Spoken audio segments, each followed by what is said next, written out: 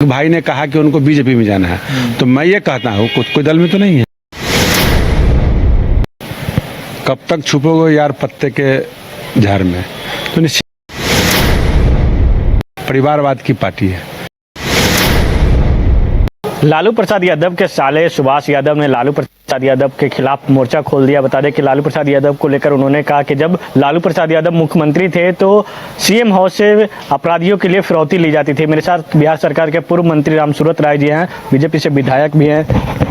लालू प्रसाद यादव के खिलाफ उनके ही घर के जो सदस्य हैं वो मोर्चा खोल दिए हैं। किस तरीके से? बिल्कुल सच्चाई कभी छुपती नहीं है। कब तक छुपोगे यार पत्ते के झाड़ में। तो निश्चित तौर पे लालू जी के बारे में या लालू जी के फैमिली के बारे में या पार्टी के बारे में, वो लिमिटेड कंपनी है, परिवारवाद की पार्टी है। तो उन्होंने जो भी किया परिवार के लोग किया। तो उसी में से एक सदस्य आज बाहर आके ये बात को कह रहा है। तो पहले तो जनता जानती ही थी कि ये घटनाएं घट रही हैं, तब ना जनता ने इसको चेंज किया। तो निश्चित तौर पे ये कोई नई बात नहीं है, पुरानी बात है। इसको एक नए तरीके से मुहर लगने के बाद तमाम वैसे युवाओं को जो आरजेडी समर्थक है, वैसे युवाओं को ये पता चलेगा कि वाकई में जो आरजेडी के जो विरोधी दल है, घटक दल है, वैसे लोग जो कहते हैं वो सच्चाई है कि नहीं है। तो हम लोग के कहने पर, हमारे नेताओं के कहने पर उन युवाओं को लगता था कि शायद ये गलत झूठ और बोल रहे हैं। तो आज उनके परिवार के साले, उनके परिवार के भाई, उनके परिवार के मामा ही इस चीज़ को मुहर लगा रहे हैं। तो कोई हम लोग को सातवां अजूबा चीज़ नहीं, आश्चर्य नहीं होना चाहिए, क्योंकि घटना तो घट रही थी। हम लोगों ने उन दिनों को देखा है, उन चीज़ों को देखा है। वाकई में मतलब हम लोग जब राजनीति में नहीं थे, पिताजी के साथ जब मौका मिलता था, तो हमने इस चीज़ को देखा भी है। प्रूफ के तौर पे दो घटनाएं मेरे सामने या मेरे जानकारी में, मेरे जेहन में भी है कि अपहरण हुआ तो कैसे किडनैपर वहीं से छूटते थे, किसके आदेश पर छूटते थे। तो ये सच्चाई है। एक साले बचाव उनके कर रहे हैं, साधु यादव जो बचाव कर रहे हैं कि उनको बीजेपी में जाना है सुभाष जी को, इसलिए इस तरीके से बयान देते हैं। ऐसा कुछ नहीं है। साधु जी और सुभाष जी या तेजस्वी जी या मीसा जी या लालू जी या राबड़ी जी, किसको कहाँ जाना है मैं नहीं जानता हूँ। और बीजेपी ये नहीं कहती कि तुम ये बोलो। जो सच्चाई है सामने मुंह से निकल ही जाता है या घटनाएं घट जाती है तो निश्चित तौर पे लोग जानते भी हैं। तो सच्चाई बात उन्होंने कहा है। अब एक भाई बचा रहे हैं, इसका मतलब उनको आरजेडी में जाना है। आपके कथनानुसार एक भाई ने जब सच्चाई को, बयान को उजागर किया, तो एक भाई ने कहा कि उनको बीजेपी में जाना है। तो मैं ये कहता हूँ कोई दल में तो नहीं है, क्या उनको आरजेडी में जाना है? ऐसी बात नहीं है। लोकतंत्र है, कोई किसी के साथ भी जा सकता है, लेकिन सुभाष जी, साधु जी के लिए बीजेपी बेचैन नहीं है। बिहार में इस साल विधानसभा चुनाव होने हैं। विधानसभा चुनाव से पहले इंडिया गठबंधन में शामिल बिहार में कांग्रेस 100 सीट का डिमांड कर रही है और कह रही है कि अगर नहीं मिली तो अकेले भी चुनाव लड़ेंगे दिल्ली की तरह। देखिए, फुटल ढोल है वो, उनको तो अकेले लड़ना ही चाहिए। वो देश लेवल के सबसे बड़े पार्टी है। बीजेपी के बाद उन्हीं नंबर अब है, पहले तो वही थे। तो निश्चित तौर पे उनको अकेले लड़ना चाहिए। अगर नहीं लड़ते हैं तो पिछलग्गू बन के लड़ते ही हैं।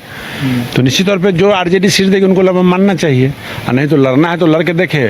जीरो का आंकड़ा बनाने में तो फर्स्ट डिवीजन से पास करते ही हैं। इस साल बिहार में विधानसभा चुनाव होने, अब जिस क्षेत्र से विधायक बन के आते हैं, जनता के बीच में भी आपको जाना है, क्या कुछ वहाँ पे कुछ विकास की? नहीं, आपने जो सवाल किया बहुत, हमारा विधानसभा क्षेत्र में 2009 से वहाँ चुनाव लड़ रहा हूँ।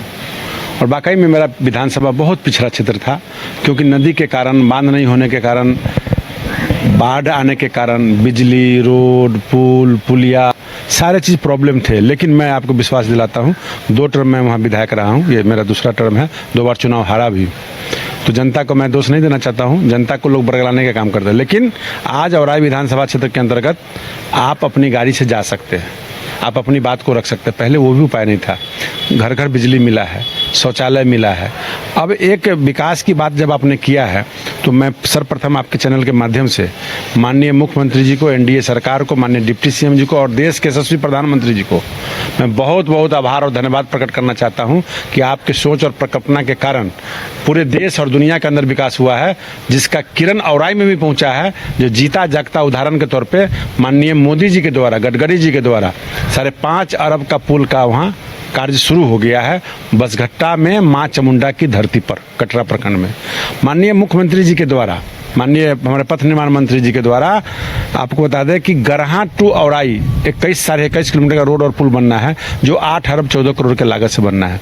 भारत सरकार ने जल संसाधन विभाग को पैसा बिहार सरकार को दिया है, जिसके तहत 13 अरब 78 करोड़ के लागत से सीतामढ़ी जिला से लेकर के और बैरगनिया उस साइड में भी पड़ता है। लेकिन मेरे विधानसभा क्षेत्र में 51 किलोमीटर बांध को सुदृढ़ीकरण करना है, ऊंची चौड़ी और उसका फ्लड फाइटिंग का काम करना है, जिसका 520 अरब के लागत से योजना टेंडर हो गया है। ये सब बात मैं जो बोल रहा हूँ टेंडर होकर काम में हाथ लग गया है। इसके अलावा आज ही कल ही शाम में, गुरुवार को शाम में, आज शुक्रवार को सुबह में आपसे हमारी बात हो रही है, तो माननीय मुख्यमंत्री जी ने बिहार के अंदर 17,000 करोड़ का रोड ग्रामीण कार्य विभाग को दिया है। तो अपने विभाग के पदाधिकारी को, अपने विभाग के माननीय मंत्री जी को, अपने बिहार के मुखिया नीतीश कुमार जी को, सबका मैं आभार और धन्यवाद प्रकट करना चाहता हूं कि हमारे मुजफ्फरपुर में लगभग 600 रोडों का काम होना, जिसमें मेरे डिवीजन में RDO 2 में 115 रोड सिलेक्शन हुआ, जिसमें 85 रोड सिर्फ औराई विधानसभा का है। क्योंकि पिछली सरकार में, इस निवर्तमान जो सरकार थी, तेजस्वी यादव मंत्री थे, पूरे मेरे औराई का रोड उन्होंने काट देने का काम किया था। ऐसा क्यों? यही फालतू बात। जब अगल बगल में RJD के विधायक थे, गायघाट हो, चाहे बोचहा हो, चाहे मीनापुर हो, उसी बीच में मेरा औराई भी है। सारे के सारे रोड कार्ड मैं चैनल के माध्यम से दावे के साथ कहता हूँ, और उसी वित्तीय वर्ष में आप जाकर उठा के देख ले, एक भी रोड हमको नहीं दिया था तेजस्वी यादव ने। तो मैं अपने मुख्यमंत्री जी को, अपने ग्रामीण कार्य मंत्री जी को धन्यवाद और आभार प्रकट करना चाहता हूँ कि आपके सोच के कारण उन सुदूर इलाकों में भी विकास का किरण पहुंचने जा रहा है। इसलिए मैं धन्यवाद, बार बार धन्यवाद देता हूं और मिल के भी धन्यवाद दूंगा। अच्छा, 28 तारीख से बजट सत्र भी है। बजट सत्र में क्या क्षेत्र के मुद्दे रहेंगे? हमारा क्षेत्र का मुद्दा तो 90% समाप्त हो गया। सच्चाई बात पूछा जाए तो हमारा शिव सर्किट जो धार्मिक काम था वो पास हो गया माननीय मुख्यमंत्री जी, पर्यटन मंत्री नीतीश मिश्रा जी के द्वारा। हमारा ग्रामीण कार्य विभाग का लगभग 100 रोड खराब था, जिसमें 85 रोड का सिलेक्शन हो गया है। अब शेष रोड जो बचे हुए हैं, 67 रोड सिलेक्शन हुआ है, जिसमें से 15 का DPR बन रहा है। अगले वित्तीय वर्ष में, यानी 2 महीने के बाद, ये फरवरी मार्च अप्रैल में के बाद फिर नए जो छूटे हुए रोड है वो पास हो जाएंगे। हमारे यहाँ लगभग 20 पुल का जरूरत है, जिसमें 6 पुल की स्वीकृति और टेंडर प्रक्रिया में चला गया है। तो हमारे यहाँ विकास, पावर सब स्टेशन बनना है, हॉस्पिटल जो बनना है वो बन के तैयार हो गया है। तो उन सब कामों का इम्प्लीमेंट हो जाए तो क्षेत्र के अंदर काम ही नहीं बचेगा। फिर भी जो ज्वलंत मुद्दा सामने आएगा वो विधानसभा में उठेगा। अब भूमि सुधार राजस्व मंत्री रह चुके हैं, अभी जो भूमि सर्वे चल रहा है उसको लेकर कई लोगों को परेशानियां भी आ रही हैं। कई लोगों को परेशानियां नहीं आ रही है। मैं थोड़ा कड़ा शब्द बोलता हूं, थोड़ा और बोलने का मन करता है, लेकिन संवैधानिक पद है। ये जितने मतलब बिहार के अंदर गद्दार, बेईमान, भ्रष्टाचारी, भूमाफिया है, वैसे लोगों को परेशानी हो रही है, बेईमानों की परेशानी हो रही है। आवाम जनता का यह काम A1 का है और रहेगा। फिर पुनः ये सर्वे होगा, क्योंकि आपके दादा छड़दादा के नाम पर खतियान चला रहा है। आप वंश में 100 मतलब पांडव और कौरव की तरह बात नहीं होता है। तो निश्चित तौर पे जो दुर्योधन के पक्ष के लोग हैं वो लोग नहीं चाहते कि सर्वे हो, क्योंकि जिंदगी भर बेईमानी करके हम लूटते खसोटते रहे और बेनामी संपत्ति को खाते रहे।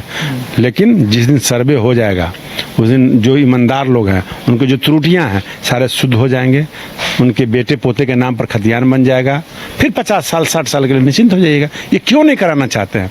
लेकिन सरकार के अंदर एक ऐसा रैकेट जो भूमाफिया का चलता है, सरकार हो चाहे किसी की भी सरकार हो, उसका अलग सरकार चलता है। वो लोग नहीं चाहते हैं। वो लोग ये थे बिहार सरकार के पूर्व मंत्री रामसूरत राय जी। साफ तौर पे उन्होंने कहा कि यह तो बात पहले भी होती थी कि लालू प्रसाद यादव अपने मुख्यमंत्री आवास से ही फिरौती लेते थे, और इसके साथ ही साथ उन्होंने अपने क्षेत्र को लेकर कहा कि भाई 2009 से हम वहाँ पे विधायक रहे, 1 बार 2 बार चुनाव वहाँ से हारे, लेकिन वहाँ पे जितने हमने विकास किया, जब तेजस्वी यादव पथ निर्माण मंत्री थे उस समय सड़क का जो टेंडर था रोक कर रखते थे, क्योंकि हम वहाँ से विपक्ष में विधायक थे। तो ऐसे में साफ तौर पर जो कहना है कि इस साल जो और बजट सत्र, जो आने वाला बजट सत्र में और भी कुछ जो मुद्दे बच गए हैं वो मुद्दे भी उठाया जाएगा। सहयोगी सोनू के साथ विवेक रंजन, न्यूज़ को पटना।